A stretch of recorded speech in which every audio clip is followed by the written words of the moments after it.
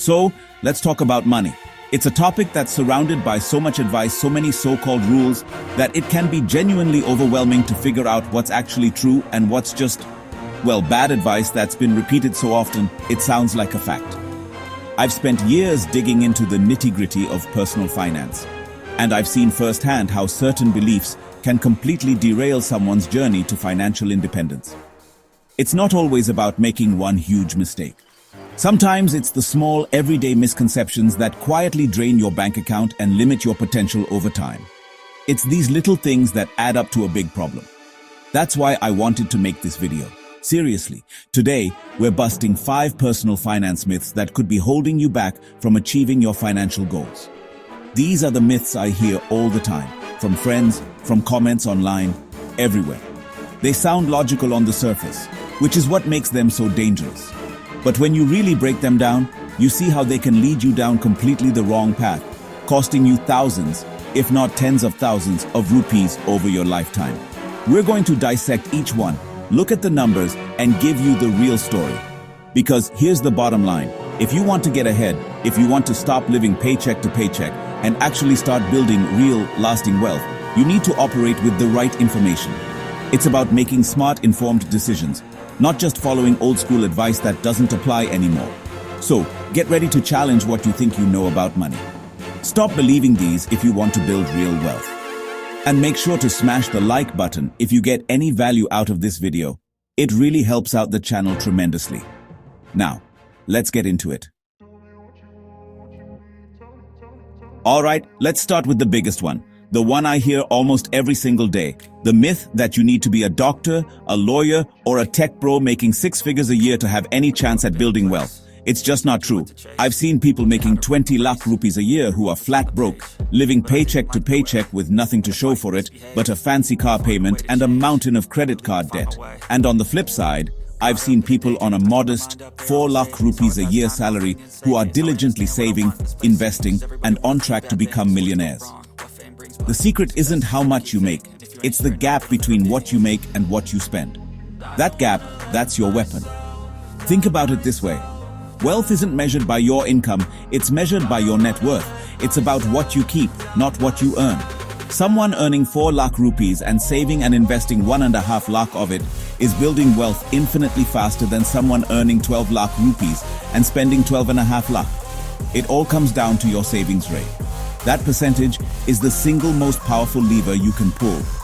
A high income just makes it easier to have a high savings rate, but it doesn't guarantee it. Lifestyle inflation is a real thing, and it's a trap. The more people make, the more they tend to spend, and they end up right back where they started, just with more expensive stuff. So, how do you do it? You focus on what you can control. You track your spending like a hawk. You cut out the unnecessary expenses, the subscriptions you forgot about, the daily 500 rupee lattes. You automate your savings so that a portion of every paycheck goes directly into your investment account before you even have a chance to spend it. It's about building habits.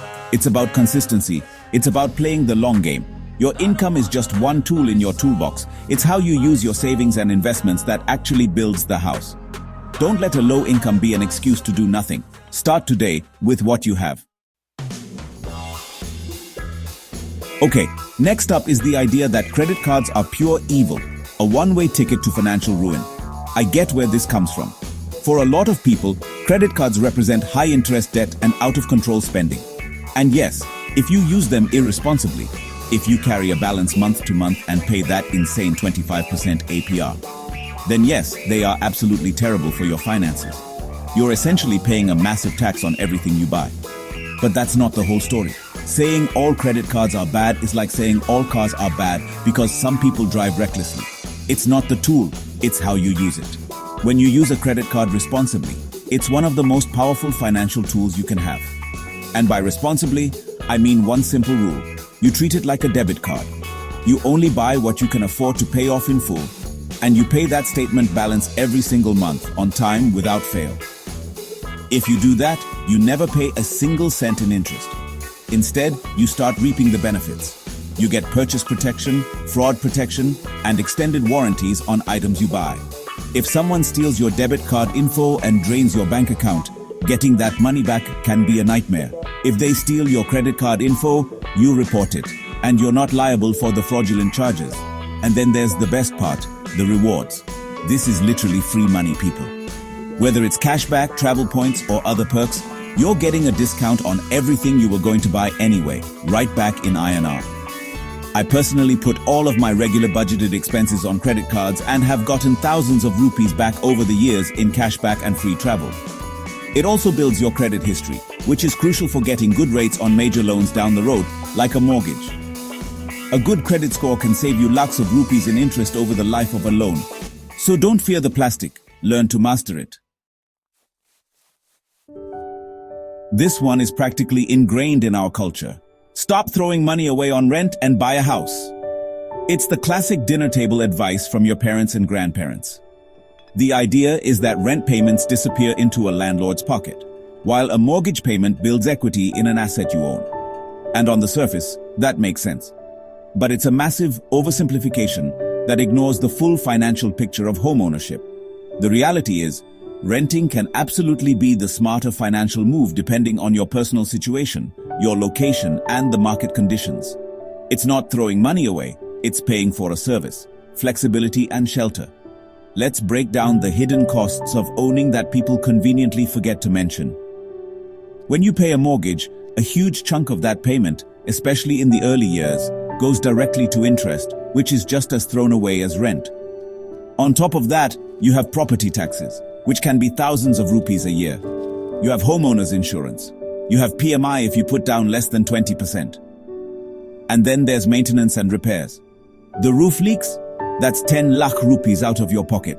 The water heater breaks? Another 1,50,000 rupees. These costs are unpredictable and they add up to a significant amount, often lakhs of rupees per year.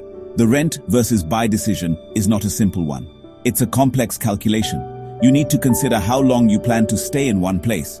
If it's less than 5 to 7 years, the high transaction costs of buying and selling, like realtor commissions and closing costs, can easily wipe out any equity you've built. Renting gives you flexibility. You can move for a better job opportunity without the hassle of selling a house. You can also invest the difference. If owning a comparable home costs you 70,000 rupees more per month than renting, and you invest that 70,000 rupee difference in the stock market, you could end up with more wealth in the long run. It's not about good versus bad. It's about running the numbers for your specific situation. Everyone loves a good deal, and the allure of the warehouse club is powerful. You walk in, see a pallet of 96 rolls of toilet paper or a gallon-sized jar of mayonnaise, and you think, wow, the price per unit is so low, I'm saving so much money. This is the core of the myth, that buying in bulk is always a savvy financial move, and sometimes it is. For non-perishable items that you know you will use consistently and have the space to store, it can definitely lower your costs over time. But more often than not, this strategy can backfire and actually lead you to spend more money, not less. The first problem is waste.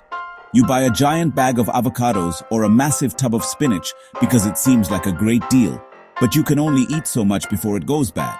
Half of it ends up in the trash, and suddenly that great price per unit has doubled. You've literally thrown your savings away. This applies to more than just fresh produce. People buy huge quantities of snacks, sauces, or specialty items that they get tired of or forget about in the back of the pantry until they expire. The warehouse stores are masters of making you feel like you need something you don't, just because it's a large quantity for a good price. The second, more subtle issue is the impact on your cash flow and overall budget. Dropping 500 rupees on a single trip to Costco feels like a major expense because it is. That's a huge chunk of your monthly budget gone in one go. This can make it harder to manage your money for the rest of the month.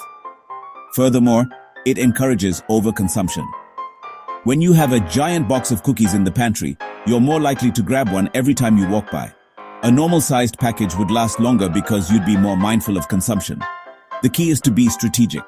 Only buy non-perishable staples in bulk if you've done the math, have the storage, and know for a fact you'll use it all before it expires. This is one of the most dangerous myths out there, and it's one that a lot of people secretly believe. The logic goes something like this.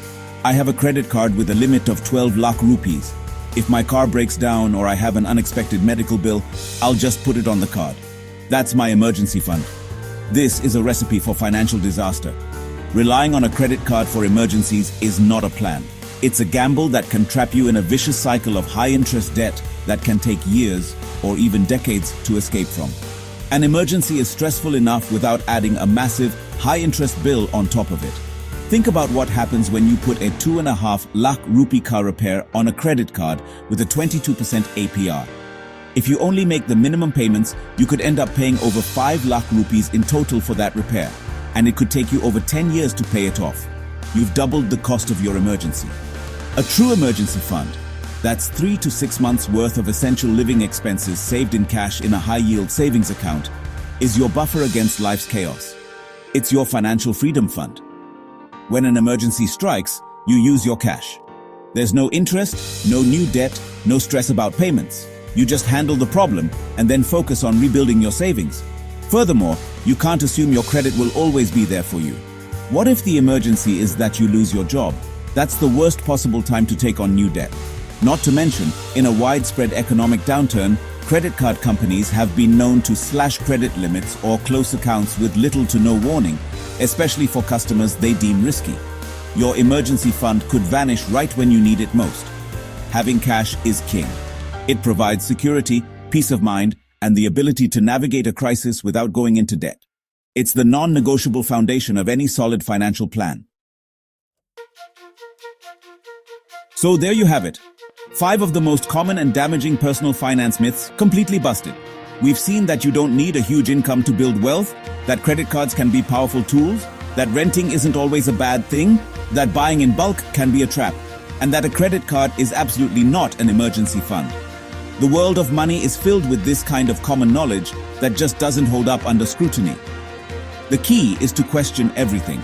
Run the numbers for your own situation and build your financial plan on a foundation of facts, not myths. My goal today was to empower you with the right information so you can start making smarter choices. Every single one of these myths, if you believe it, can cost you. But now you know better. You have the knowledge to sidestep these common pitfalls that trap so many people. Building wealth isn't about some secret formula. It's about consistently applying simple, sound principles over a long period of time. It's about building good habits and being intentional with your money. Don't let these myths hold you back. Take control of your finances today. Your future self will thank you for it. Thank you so much for watching all the way to the end. I really appreciate your time. If you found any value in this video, please do me a huge favor and smash that like button for the YouTube algorithm. It helps more than you know. And if you want to see more content like this to help you master your money and build your wealth, make sure you hit that subscribe button and turn on notifications so you don't miss a thing. Let me know in the comments which of these myths you used to believe. Thanks again, and I'll see you in the next video.